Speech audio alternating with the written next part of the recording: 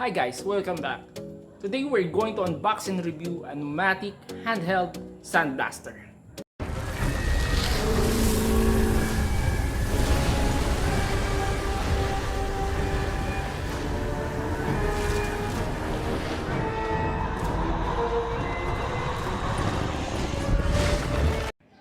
This is Danz Garage, and I'm the jack of all trades.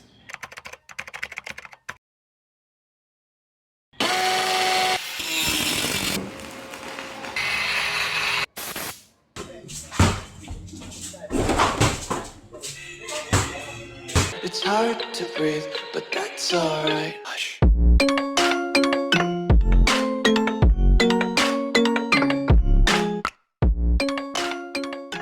A sandblaster is a compressed air tool designed to propel pressurized silica sand or some other type of granulated abrasive towards the surface of the object or material that we are trying to clean or to prepare for painting. Guys, there are different types of sandblasters. There are the bigger types like the industrial ones, but on this video we're going to look at this handheld type pneumatic sandblaster. And so now let's open this. Tingnan natin what's inside. So ito yung kanyang feeding pot. Sabi dito is 21 pounds ang kasya, pero I doubt na ganun. Mamaya sukatin natin. So ito yung kanyang lid sa loob. Okay. Hindi ganun kaganda yung plastic na ginamit. Yung kanyang metal nozzle. At meron siyang quick coupler. Japanese type, Nito type. Meron siyang hex key na maliit.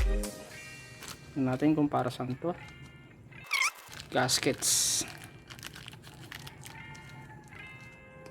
Yan, so sigurado importante ito. So tabi natin. Tingnan natin kung saan natin siya ilalagay mamaya. So ito, takip lang to. And this is the handheld pneumatic. So ayan, yung grip niya. Ay material, matibay naman, kaso hindi ganun kaganda yung grip niya, pero non-slip naman ito. Okay, so ito yung kanyang trigger, inlet. So dito natin lalagay mamaya itong kanyang quick coupler at yung nozzle. Tapos itong feeding pot sa taas. Okay, so now assemble natin siya. Alam ko na kung para saan itong maliliit na ito. Okay, so lagyan natin siya dyan. Okay, para dito to sa pot. So lagyan natin siya, push all through. Okay, yun. And then tsaka natin lalagay itong mga nut na ito.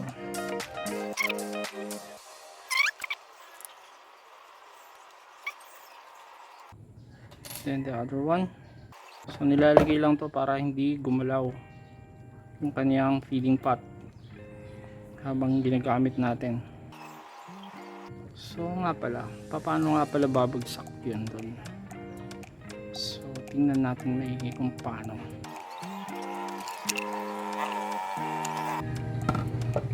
Okay, lagyan natin ng kanyang nozzle.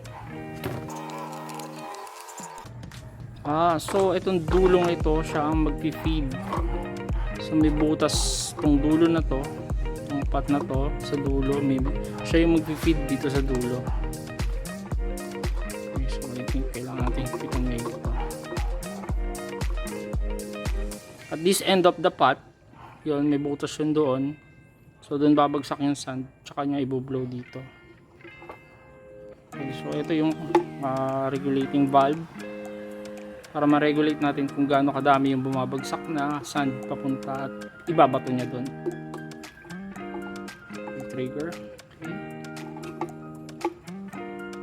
And now the air inlet. So lagyan natin to ng Teflon. Okay, huwag muna natin kabit. Hanapin natin mamaya yan.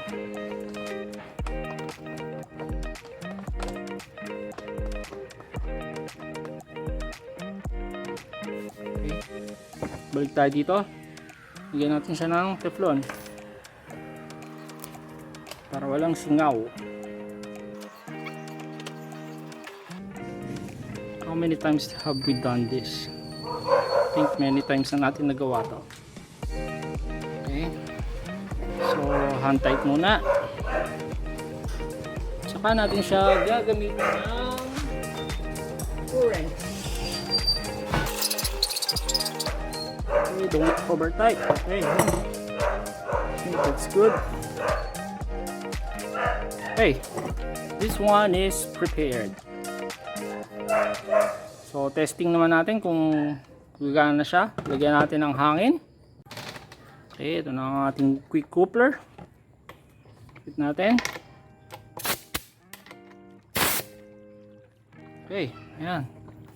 Nakahook na siya sa compressor. Tignan natin. So, wala. Ayan, nakapatay pala ang ating compressor. Nakapatay ang valve. So, ayan. On ko na siya. Let's test this. Okay, meron. Guys, huwag nyo gaganin yung kamay nyo pagka meron ng buhangin dyan, ha. Pag meron na nakalagay na silica, it will damage your hands. So, pag ganyan, malakas. Okay.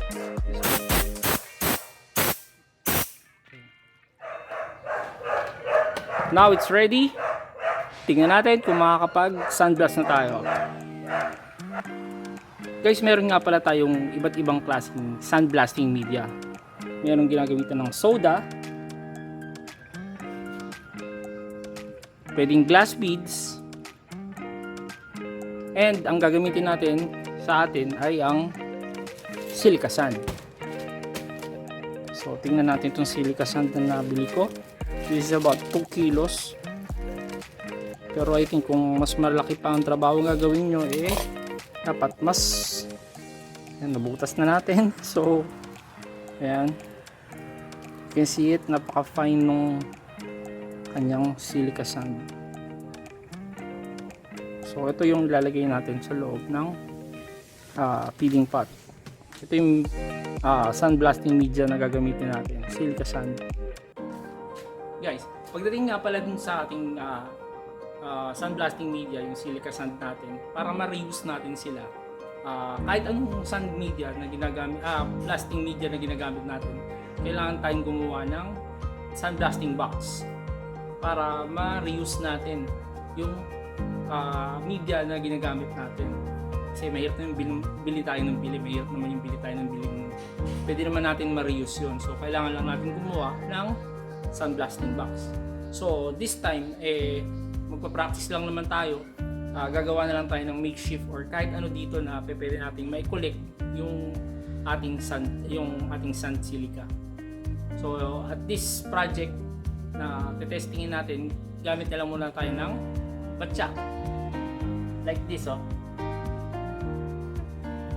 So guys, itatry natin siyang gamitin ang sand blaster.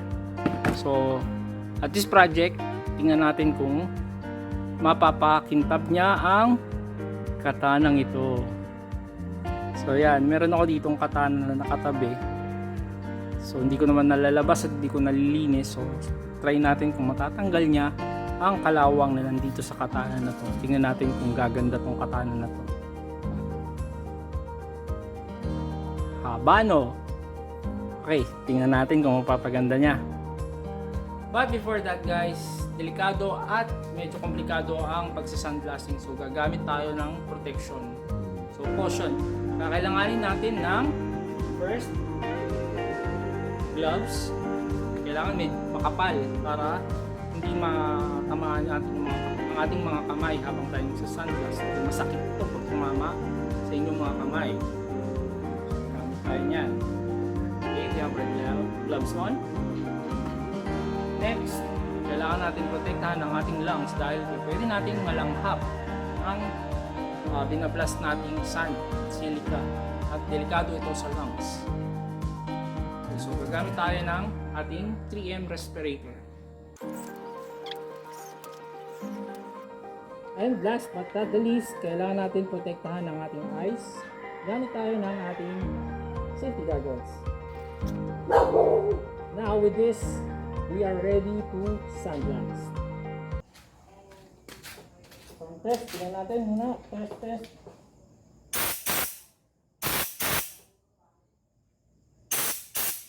Okay, yan. May lumalabas na.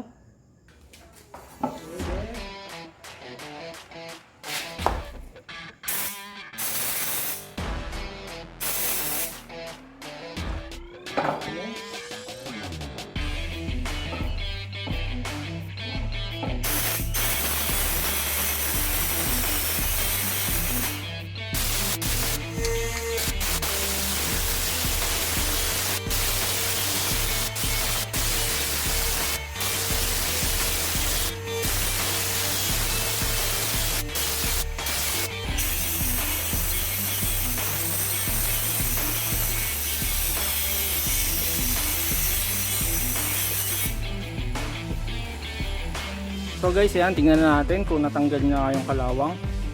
So this is the side na sinandblast natin. Ito yung side na hindi pa natin na sandblast. So yan, kita nyo yung kalawang niyan kanina. Ganyan. Ngayon, ganito na siya.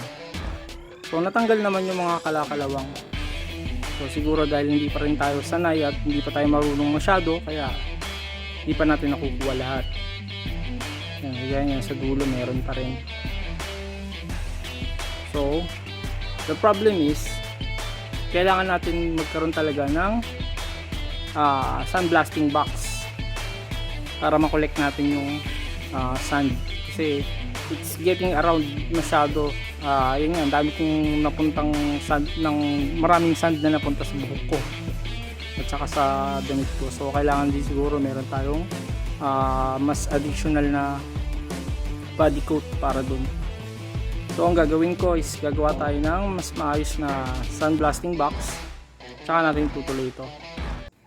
So now we have seen this handheld sandblaster in the works.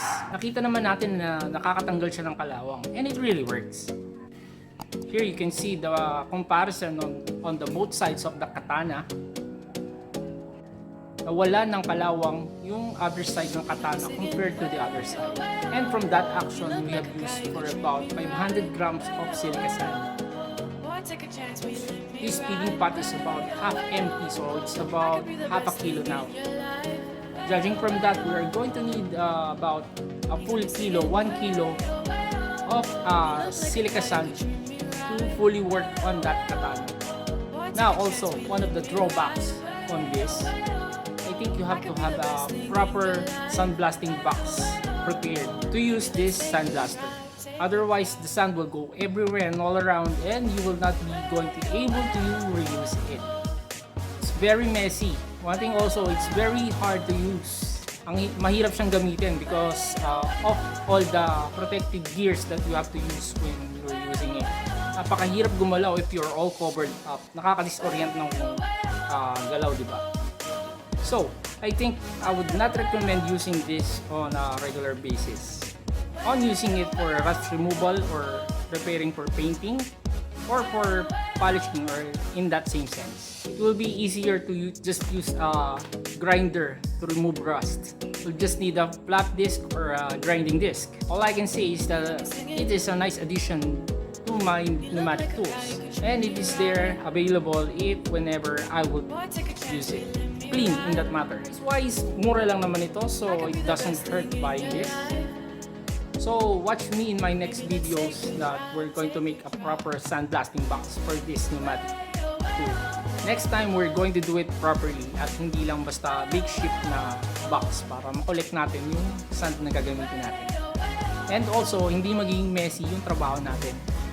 So, dito na po muna natin tatapusin ang video ito tungkol sa ating handheld pneumatic sandblaster. This has been Sir Dan from Danz Garage, and as always, ciao! If you like this video, hit that like button. If you learned something and you want to know more, subscribe. And if you want to be updated on our latest videos and updates, click that bell button.